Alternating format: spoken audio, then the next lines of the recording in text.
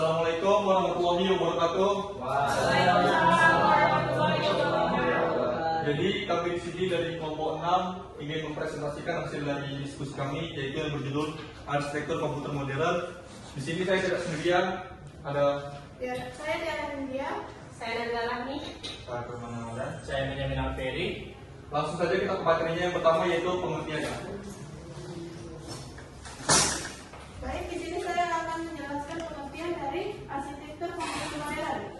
Arsitektur komputer modern adalah rancangan dari struktur sistem komputer yang dirancang untuk memenuhi kebutuhan komputasi saat ini dengan fokus pada efisiensi, kecepatan, fleksibilitas, dan skalabilitas.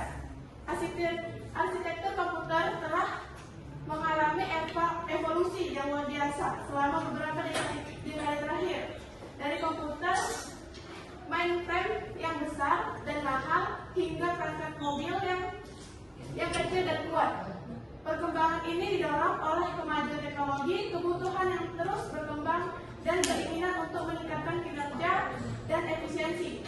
Artikel ini akan membahas evolusi arsitektur komputer modern, menjelajahi tren utama yang membentuk lanskap komputasi saat ini, dan menyinggung tentang yang dihadapi di masa depan. Selanjutnya akan dipresentasikan oleh teman saya. Di sini kita akan bahas perbedaan arsitektur komputer modern dan juga arsitektur komputer tradisional. Dari yang pertama itu arsitektur komputernya itu sendiri. Komputer tradisional masih menggunakan arsitektur komputer von Neumann, sementara komputer modern sudah menggunakan arsitektur komputer heterogen. Yang kedua itu adalah teknologi CPU. Komputer tradisional masih menggunakan CPU single core, sementara komputer modern sudah menggunakan CPU multi-core. Dari segi memori penyimpanan juga berbeda. Komputer tradisional masih menggunakan RAM kecil, yaitu kilobyte dan juga megabyte. Sementara komputer modern itu penyimpanannya lebih besar. Kapasitasnya bisa gigabyte dan juga terabyte. Selanjutnya akan dijelaskan oleh teman saya. Oke, selanjutnya ada inovasi dalam arsitektur komputer. Pertama ada kecerdasan buatan, AI, dan pembelajaran machine learning. Yang kedua ada komputasi awan. Ketiga ada Internet of Things. Keempat ada blockchain and teknologi terdesentralisasi. Kelima ada virtual reality. Keenam ada komputasi kuantum. Yang ketujuh ada otomasi dan robotika. Yang kedelapan ada keamanan siber. Selanjutnya ada tantangannya, yaitu satu, kerusakan akibat panas berlebihan atau overheating.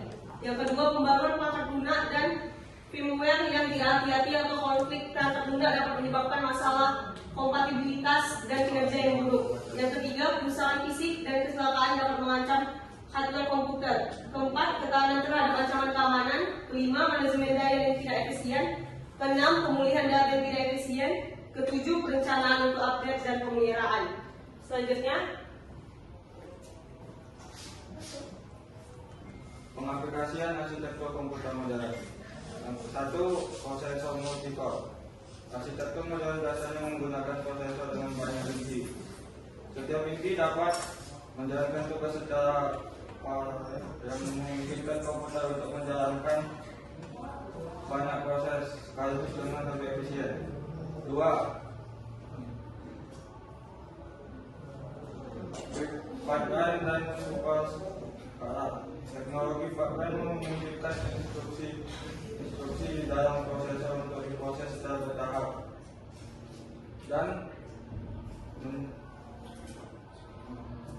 dapat meningkatkan throughput jumlah instruksi yang diproses pada disk.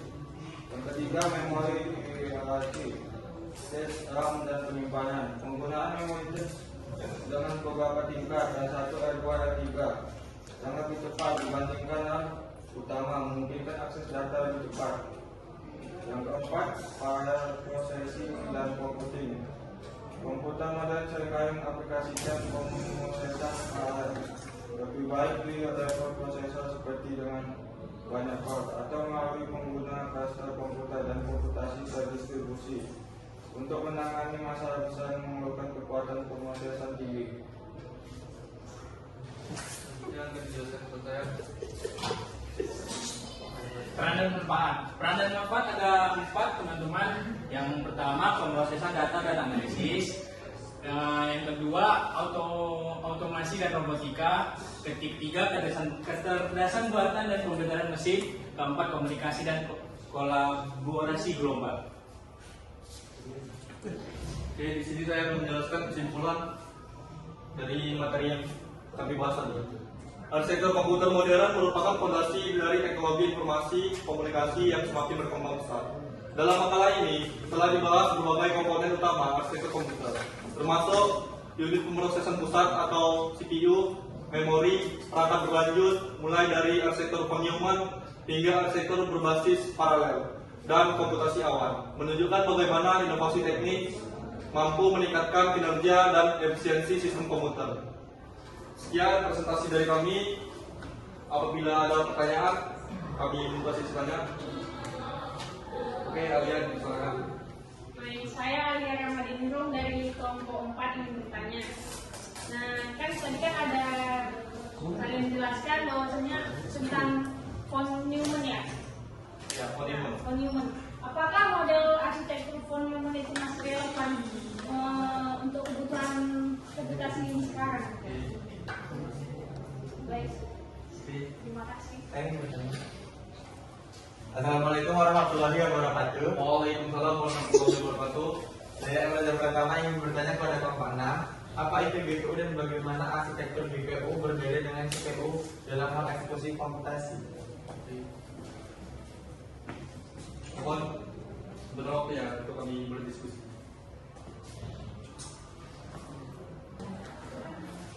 Oke, saya akan menjawab pertanyaan dari Alia. Bisa diulangi Alia pertanyaannya? Pertanyaannya kan apakah model arsitektur von Neumann itu relevan dengan komputasi modern? Jawabannya tidak relevan karena arsitektur von Neumann itu masih menggunakan single core. Sementara kebutuhan komputasi sekarang itu kan makin besar kan.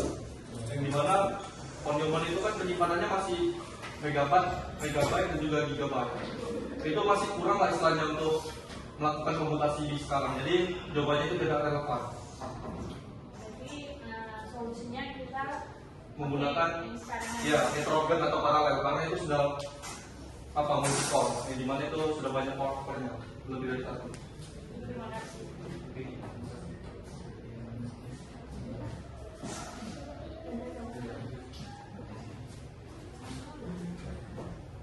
Baik, saya menjawab pertanyaan dari Reza. Sebelumnya kan pertanyaan Reza itu apa itu GPU dan bagaimana arsitektur CPU dalam komputasi. Sebelumnya GPU itu adalah unit pemrosesan yang dirancang khusus untuk menangani tugas grafis dan perhitungan paralel yang kompleks seperti rendering, gambar, dan pemrosesan data besar. Dalam komputasi berbedanya itu GPU fokus pada pemrosesan paralel yang efisien, sedangkan CPU berfungsi sebagai manual utama yang menjalankan instruksi program secara umum dan menangani tugas-tugas sekuensial dan kontrol dalam alur program. Ini gimana Reza? Terima kasih Reza. Sama-sama. Terima kasih. Sekian presentasi dari kami.